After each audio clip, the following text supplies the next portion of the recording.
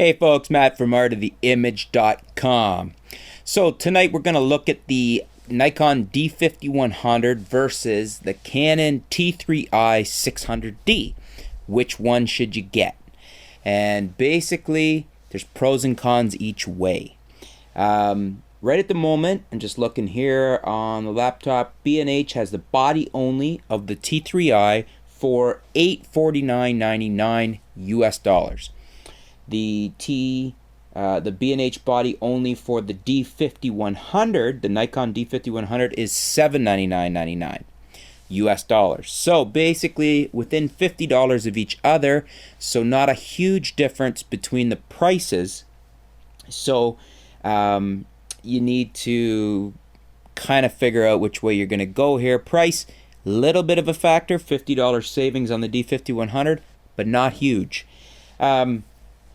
If you're into video, then it's a no-brainer to go for the Canon T3i 600D. The D5100, as I just found out today, is crippled for video. It does not allow you to do manual exposure in video, and in my opinion, not being able to do manual exposure does not make it a serious video DSLR. If you want to get into video, if you want to do anything besides just the odd hobbyist photo of your kids, you're going to want to be able to do manual exposure on your DSLR. You're going to want to be able to have the manual controls to be able to control both aperture and shutter while you're shooting so that you have full control over what your images and your video looks like. So no-brainer there. Go for the T3i, the 600D.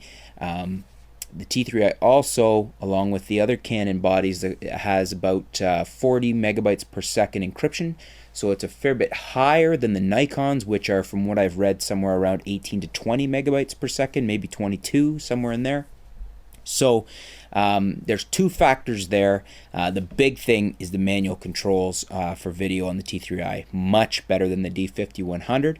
So I don't look at the D5100 as a serious video camera at all. I don't even know if I'm going to end up keeping mine for that very reason.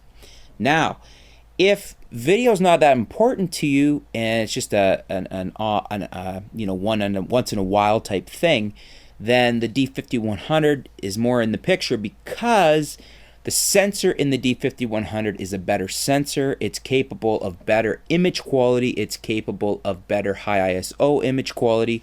And in that situation, then you're going to get, it's more of a photographer's camera. You're going to get better photos out of your D5100 than you are out of the T3i. They're close, but the D5100 takes the edge in the photography end of things. So the big thing there is you have to decide if video is really important, you're going to want to go Canon. If the photography is the primary concern, you're going to want to go Nikon. Now, where we split the difference is, oh, and I should say as well, the D5100 has a little bit better autofocus than the T3i 600D does. So it's a little snappier, a little more responsive, a little more accurate. It's not heads and tails difference, but it is. Okay, so now the big dilemma comes from somebody that's really interested in photography, really likes their photography, but is equally interested in video. And I'm going to have to go back to what I said if you're primarily interested in video. If that is the case, if you're equally interested in both, then I would suggest you go for the T3i 600D over the D5100, simply because the D5100 is not going to be a satisfactory video DSLR for you. You're going to want to go with the T3i, the 600D, with the full manual controls for video. And you're going to get, as a bonus, the higher encryption rates. And you'll see online there is more people using the Canons than the Nikons for video. Canon has kind of cracked that nut first. The D7000 is very good for video. The D5100 I thought was going to be, but as I said, it's crippled. No manual controls for the video, and that is just a big no-no. So I'm very disappointed there, and I have to recommend the T3i 600D for anybody that's using it primarily for video or equally weighted video and photography. If photography is your main concern, you're really not concerned with video, then the D5100 Nikon is a little bit better photography camera, but I would think for most folks, video these days is starting to be as much of a concern.